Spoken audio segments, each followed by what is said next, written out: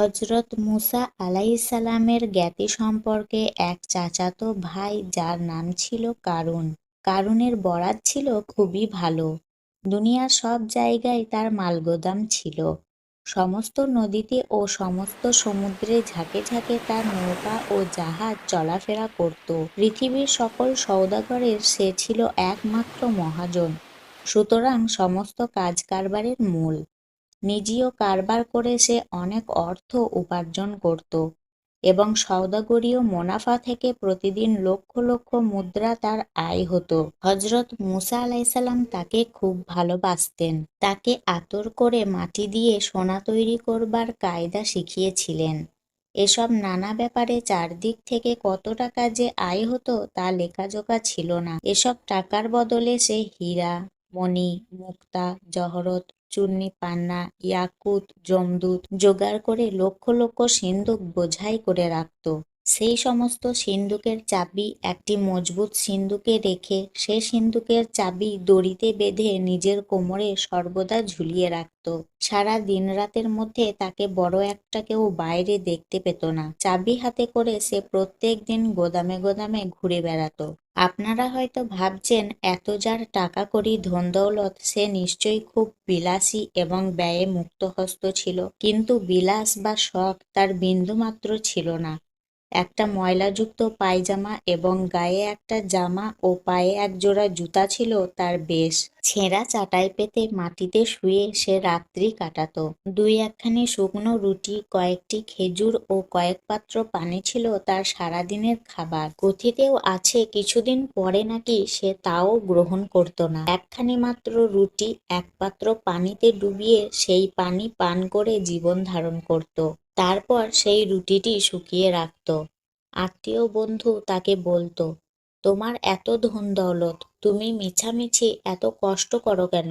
তুমি একজোড়া ভালো জুতা কিংবা একটা জামাও তো কিনতে পারো। কারণ তখন হেসে বলতো, বাহ, তোমরা তো আমাকে বেশ পরামর্শ দিচ্ছ। কয়টা টাকা পয়সা বা আমি সিন্ধুকে বাক্সে তুলেছি, তোমরা আমাকে ধনী ধনী বলে ঠাট্টা করছো। এখন আমি কি করে একটা পয়সা যদি খরচ করে ফেলি, তাহলে বুড়ো বয়সে ছেলেপিলে নিয়ে উপোস করলে দেবে কে বলো? তোমরা আমাকে পথে বসাবার বেশ ফন্দি করছো দেখছি। উপদেশদাতারা এ কথা শুনে অবাক হয়ে চলে যেত। একদিন হযরত মুসা আলাইহিসসালাম বললেন, কারুন, আল্লাহ তোমাকে এত ধন দৌলত দিয়েছেন, তার একটা সামান্য অংশ গরিব দুঃখীদের মধ্যে জাকাত দেওয়া তোমার কিন্তু উচিত। ধর্মে নিয়ম আছে যে শতকরা 2.5 টাকা জাকাত দিতে হবে। আশা করি তুমি শতকরা 1 টাকা জাকাত দেবে। কারণ তখন হযরত মুসা আলাইহিসসালামের দিকে ফ্যাল ফ্যাল করে তাকিয়ে কিছুক্ষণ পর বলতো, জাকাত কাকে বলে? তখন হযরত মুসা আলাইহিসসালাম বললেন, শতকরা 1 টাকা গরিব দুঃখীদের দান করাকে জাকাত বলে। অন্য কেউ যদি কারুনকে দান করার কথা বলতো, তাহলে সে কি করত বলা যায় না। কিন্তু হযরত মুসা আলাইহিসসালাম সম্পর্কে তার বড় ভাই, কখনো তার কথা সে অমান্য করেনি। সুতরাং মাথা নিচু করে কিছুক্ষণ চুপ থেকে জবাব দিল, দেখতেই তো পাচ্ছ আমি অতি গরিব, টাকা পয়সা কোথায় পাবো যে জাকাত দেব? তখন হযরত মুসা আলাইহিসসালাম বললেন, কারুন, এত যার ধন দৌলত, সে যদি গরিব হয় তাহলে ধনী লোক কাকে বলে? কারুন তখন উত্তর দিল, খেয়ে না খেয়ে কয়টি টাকা পয়সা বা আমি জমিয়েছি, তা যদি এখন দান খয়রাত করে বসি, তবে বুড়ো বয়সে খাবো কি? ভিক্ষা করা ছাড়া তো আমার কোনো উপায় থাকবে না। ভাই, আমাকে মাফ করো, জাকাত আমি দিতে পারবো না। হযরত মুসা আলাইহিসসালাম তখন বিরক্ত হয়ে বললেন, আল্লাহ তোমাকে এত দিয়েছেন যে তুমি যদি সারা জীবন দান করো তবুও তোমার শেষ হবে না। কথা শুনে কারুন হো হো করে হেসে উঠে বলল, না বুঝে দান করলে রাজার রাজত্ব উড়ে যায়, আর আমার তো সামান্যই টাকা পয়সা, তাও উঠতে কতক্ষণ? হযরত মুসা আলাইহিসসালাম বললেন, তুমি গরিব কি ধনী সে তর্ক তোমার সাথে আমি করতে আসিনি। জাকাত দেওয়া তোমার পক্ষে একান্তই কর্তব্য, তাই তোমাকে বলতে এসেছি। তুমি জাকাত দেবে কিনা বলো। নিরুপায় হয়ে কারুন তখন আমতো আমতো করে বলল, আচ্ছা, আজ ভেবে দেখি, কাল জবাব দেব। কারুনের মনে আনন্দের লেশ মাত্র নেই। সমস্ত দিন তার একরূপে অনাহারে ও দুশ্চিন্তায় কাটল। কি করা যায়? মুসা আলাইসাল্লামকে কি জবাব দেবে ভেবেচিন্তে কিছুই সে ঠিক করতে পারল না। দিনগত হয়ে সন্ধ্যার আঁধার ঘনিয়ে আসলো।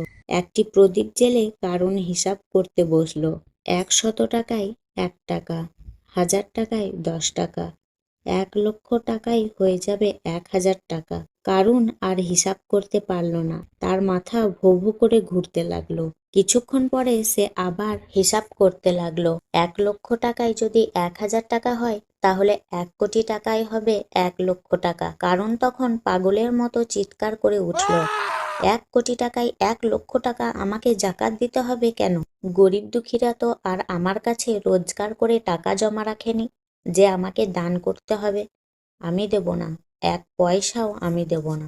কারুন বালিশে মুখ গুজে চুপ করে পড়ে রইল এবং মনে মনে মূষার মুণ্ডুপাত করতে লাগলো। সেই রাত্রে কারুন আর ঘুমাতে পারল না। হঠাৎ প্রদীপে তার নজর পড়তেই চমকে উঠল। আহ, তেল সবটা পুড়ে গেল দেখছি, অথচ ১ পয়সাও আয় হলো না। এই বলে প্রদীপটা নিভিয়ে দিয়ে অন্ধকারে দেওয়ালে ঠেস দিয়ে সারা রাত বসে বসে আকাশ পাতাল ভাবতে লাগলো। পরের দিন সকাল হতে না হতেই মুসা আলাইসাল্লাম তখন কারুনের বাড়িতে এসে হাজির। জিজ্ঞেস করলেন, কিছু ঠিক করতে পেরেছ কারুন? কারুন যেন আকাশ থেকে পড়ল। বিস্ময়পূর্ণ কণ্ঠে বলল, কি ঠিক করার কথা বলছো? সেই জাকাতের কথা? এই যা, একেবারেই ভুলে গেছি। আচ্ছা, আজ তুমি যাও, কাল ঠিক তোমার কথার জবাব দেব। হযরত মুসা আলাইসাল্লাম তখন চলে গেলেন। কিন্তু পরের দিনও এমন ব্যাপার। এমনি করে রোজ রোজ মিথ্যা অজুহাত দেখিয়ে কারুন দিন কাটাতে লাগলো। একদিন মুসা আলাইসাল্লাম বিরক্ত হয়ে বললেন, তোমার কি একটুখানিক লজ্জা শরম নেই কারুন? রোজই টালবাহানা করো।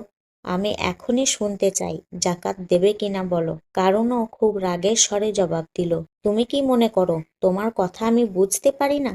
খেয়ে না খেয়ে এত কষ্ট করে কিছু সঞ্চয় করেছি, তা দেখে তোমাদের চোখ জ্বালা করছে। ফন্দি আচ্ছ কেমন করে সেগুলো বের করে তোমরা লুটপাট করে নেবে। অত বোকা আমি নই, সেটি কখনোই হবে না। আমি ১ পয়সাও দান খয়রাত করব না, তুমি যা খুশি করতে পারো। হযরত মুসা আলাইসাল্লাম তখন অবাক হয়ে গেলেন, কিন্তু হতাশ হলেন না। আরও অনেক দিন ধরে তিনি কারুনকে উপদেশ দিলেন। তিনি আল্লাহ তাআলার গজবের ভয় পর্যন্ত দেখালেন, দোজখের দুঃখ, বেহেশতের সুখের কথা বললেন। কিন্তু কারুন অটল, কিছুতেই তার মন গলল না। কয়েকদিন পরে হযরত মুসা আলাইসাল্লাম পুনরায় কারুনের নিকট এসে তাকে বললেন, কারুন, তুমি সৎ কার্যে দান করো, আল্লাহর পথে জাকাত দাও, নতুবা তোমার মহা অন্যায় হবে। কারুন তখন বলল, ভাই মুসা, তোমার এ কথা অনেক দিন থেকে শুনে আসছি। কোনো নতুন খবর থাকলে বলো, না হলে চলে যেতে পারো। হযরত মুসা আলাইসাল্লাম ধমক দিয়ে বললেন, এখনো হুঁশিয়ার? কারুন তখন বলল, হুঁশিয়ার আগে থেকেই হয়ে আছি। এ কথা বলতে না বলতেই তার পা দুটি মাটির মধ্যে ঢুকে গেল। ব্যাপার দেখে কারুনের মনে ভয়ের সঞ্চার হলো, কিন্তু বাইরে সে ভাব প্রকাশ না করে বলল, তুমি তো বেশ জাদু শিখেছ দেখছি। এরকম ফন্দি ফিকির করে আমার টাকা কড়ি সব লুট করতে চাও নাকি? এই কথা শেষ হবার সঙ্গে সঙ্গে তার কোমর মাটির মধ্যে প্রবেশ করল। বিস্ময়কর ও ভয়ে তার মুখ শুকিয়ে গেল। তখন সে বলল, বাহ, বেশ তো ভেলকি শিখেছ দেখছি। চালাকি করে টাকা আদায় করবে এমন কচি খোকা আমাকে পাওনি। এবার তার গলা পর্যন্ত মাটির মধ্যে ডুবে গেল। তখন সে চিৎকার করে মূসাকে বলল, তুমি কি এমন করে আমাকে মেরে ফেলতে চাও নাকি? হযরত মুসা আলাইসাল্লাম ধমক দিয়ে বললেন, খবরদার, এখনো যদি আল্লাহর নামে সৎ কাজে দান করো তাহলে তুমি পরিত্রাণ পেতে পারো। কারুন তখন বলল, আমার যথাসর্বস্ব দান করে ভিক্ষে করে খাবার জন্য বেঁচে থাকতে চায় না। সে তখন আরও খানিকটা মাটির মধ্যে ঢুকে গেল, আর হাতের খানিকটা তখনও অবধি বাইরেই ছিল। এবার কারুন হেসে ফেলল। হযরত মুসা আলাইসাল্লাম ধীর কণ্ঠে জিজ্ঞেস করল, তুমি হাসছো কেন? কারুন তখন বলল, যে আশায় তুমি আমাকে মারবার চেষ্টা করছো সে আশা তোমার পূর্ণ হবে না। কারণ সমস্ত সিন্ধুকের চাবি যে সিন্ধুকে বন্ধ করা আছে, এই দেখো সেই চাবি আমার মুঠোর মধ্যে রয়েছে। দুনিয়াতে এমন কোনো হাতিয়ার নেই যা দিয়ে সেই সিন্ধুক কাটতে বা ভাঙতে পারবে। কাজেই আমাকে মেরে কোনো লাভ নেই। তখন হযরত মুসা আলাইসাল্লাম বললেন, হে মূর্খ, গরিব দুঃখিনীকে দান করো, আল্লাহর পথে জাকাত দাও, তোমার জীবন রক্ষা হবে। কারণ তখন কিছুই জবাব দিল না, শুধু সিন্দুকটার দিকে ফ্যালফ্যাল করে চেয়ে রইল। মুসা আলাইসাল্লাম বললেন, কারুন, তোমার কি বাঁচার ইচ্ছা হয় না? কারুন তখন মুসা আলাইসাল্লামের দিকে চোখ না ফিরে চিৎকার করে বলল, না, একেবারেই না। মুসা আলাইসাল্লাম প্রশ্ন করলেন, বাঁচতে ইচ্ছা হয় না কেন? কারণ তখন বলল, কেন জানতে চাও? আর কিছুদিন বেঁচে থাকলে তোমরা আমায় ধনী ধনী বলে পাগল করে দিতে, আর হয়তো দান খয়রাত করিয়ে সমস্ত বিষয় সম্পত্তি লুটিয়ে দিয়ে আমাকে পথে বসাতে। সুতরাং টাকা পয়সা থাকতে থাকতেই আমার মরা উচিত। হযরত মুসা আলাইসাল্লাম বললেন, কারুন, তোমার কি একেবারেই বাঁচতে ইচ্ছা হয় না? এবারে কারুন রেগে চোখ লাল করে বলল, টাকার বদলে আমার বাঁচতে ইচ্ছা হয় না। তারপর আস্তে আস্তে তার নাক মুখ মাটির মধ্যে প্রবেশ করতে লাগলো। দেখতে দেখতে কারুনের দালান কোঠা, ধন সম্পত্তি, সিন্দুক, বাক্স সমস্তই মাটির মধ্যে চলে গেল। আল্লাহ বলেন, আমি কারুন এবং তার বাড়িঘর জমিনের ভিতর ধসে দিলাম। তখন এমন কোনো দল ছিল না যা তাকে আল্লাহর আযাব হতে রক্ষা করতে পারে, এবং সে নিজেও নিজেকে রক্ষা করতে পারেনি। যারা গত করল তার মতো আশা করেছিল, তারা বলতে লাগলো, হ্যাঁ, মনে হচ্ছে যে আল্লাহ স্বীয় বান্দাদের মধ্যে হতে যাকে ইচ্ছা প্রচুর রিজিক দান করেন, আর যাকে ইচ্ছা সংকীর্ণ করে দেন। যদি আমাদের প্রতি আল্লাহর মেহেরবানি না হতো, তাহলে আমাদেরকেও ধ্বংস করে ফেলা হতো। সুতরাং জানা গেল যে কাফেরদের সফলতা লাভ হলো না।